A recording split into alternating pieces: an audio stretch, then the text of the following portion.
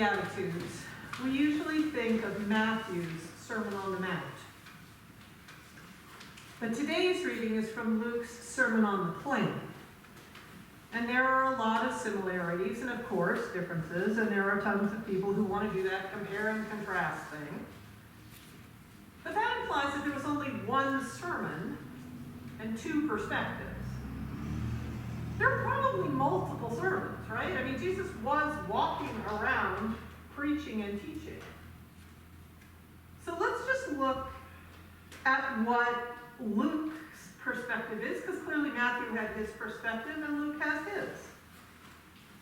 Let's see what it tells us about God. So I would start by pointing out it says, God loves. There's a Hebrew word that's used throughout the Old Testament, chesed. It means loving kindness. And the closing hymn today is called Loving Kindness. For the Israelites, God's loving kindness, we kind of do it as one word, was always there. It was always around them. Through the desert and famine and exile in Babylon, when the world looked completely devoid of love or of kindness, faith required you to dig a little deeper. And when you did, you found God's loving kindness. Even if what it looked like was the promise that you were blessed when you were hungry and weeping and shunned. That's part of what the Sermon on the Plain tells us. The Sermon on the Plain tells us that God has a definite preference for those who are poor, hungry, weeping, shunned.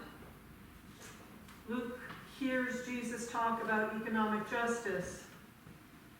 So, in the words that are used in this passage in the underlying Greek, the poor here are truly destitute. The hungry are those who have no reserves left either in their pantries or in their bodies. The grieving have lost their connection to the community who might comfort them. God is in love with those non-persons, condemned to non-history, people whose stories are not sung, people whose stories are actively erased. God is in love with those who have nothing but God. And Jesus is saying that if you want to find God, you have to find the people God loves. And then, as now, that will get you shunned and excluded and reviled and defamed. Luke also tells us about those who are drifting away from God, the rich and the well-fed, those who would laugh with pleasure at seeing others poor and hungry and grieving.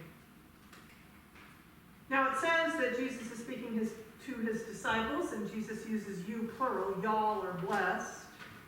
Woe to you all. So there must be some disciples who are poor and hungry. And there must be some who are rich and well-fed. And that seems reasonable, since there are disciples of Jesus now who are poor and who are rich, who are hungry and who are well-fed. Luke is not using metaphorical language here. He means financial destitution and stomach-clenching hunger. Now, when I'm in Maine with my folks in the winter, we go to walk at the indoor track at the Y. Far less perilous underfoot. And there are indoor bathrooms whenever you need them. The track is upstairs. When you go down the stairs, they have one of those open chiller cases, kind of like you have at the grocery store where you just reach in. And they've set it up so that it's full of fruit and sandwiches. And you just take it. Now, for a while, they were trying to make sure that it got stocked right before the kids got out of school. And that was good. Until the days that they stocked it a little early and realized that some of the seniors were also taking a sandwich. And then the people who were coming and going from the Y realized that this was what was going on, and they started leaving a little money so that the Y didn't have to pick up the bill of the fruit and the sandwiches.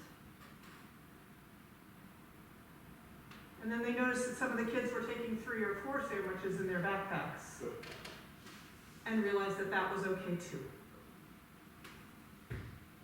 So this church is partnering with the Nashua Soup Kitchen in February to make sure that everyone has the personal hygiene stuff that they need. If you go in and out through the front, you'll see this amazing collection that came from a lot of the people who came for the take-home meals on Friday, and there will be more to come.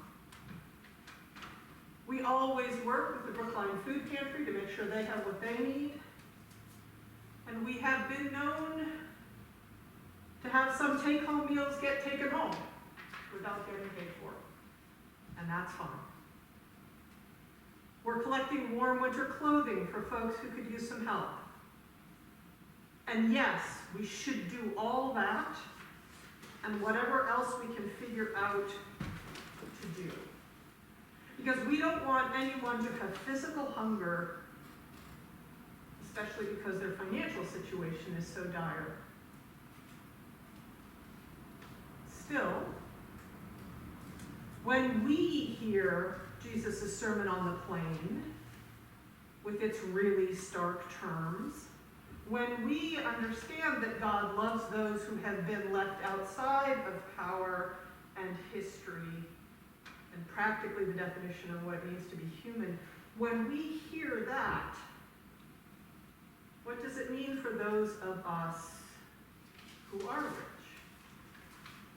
Those of us who are fed?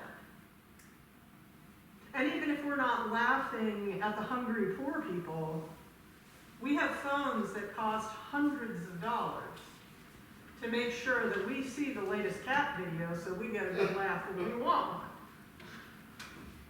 Now, Psalm 1 divided the world into team righteous and team wicked. The Sermon on the Plain has team blessed and team woe.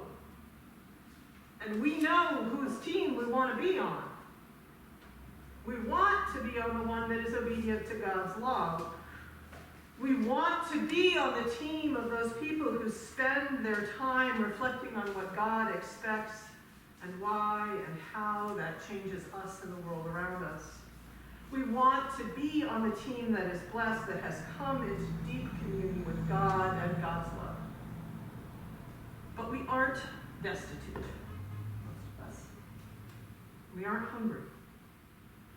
Chances are extremely good that there will be more than coffee when we go downstairs. So one thing to remember is that Luke points out that wealth itself can be redeeming. We have the story of Zacchaeus. We have the story of Joseph Barnabas. We have the story of Cornelius. And maybe even the story of Lydia. Jesus seems to be less concerned with the wealthy than what they are doing with their wealth than how they are treating the poor. Jesus is definitely concerned with justice for the poor.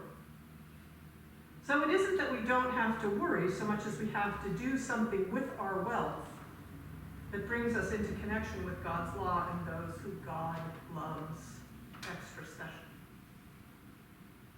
And in doing that, in being engaged to see how we can use our wealth and comfort to bring those outside of history inside it, we need to watch for a transformation inside of us.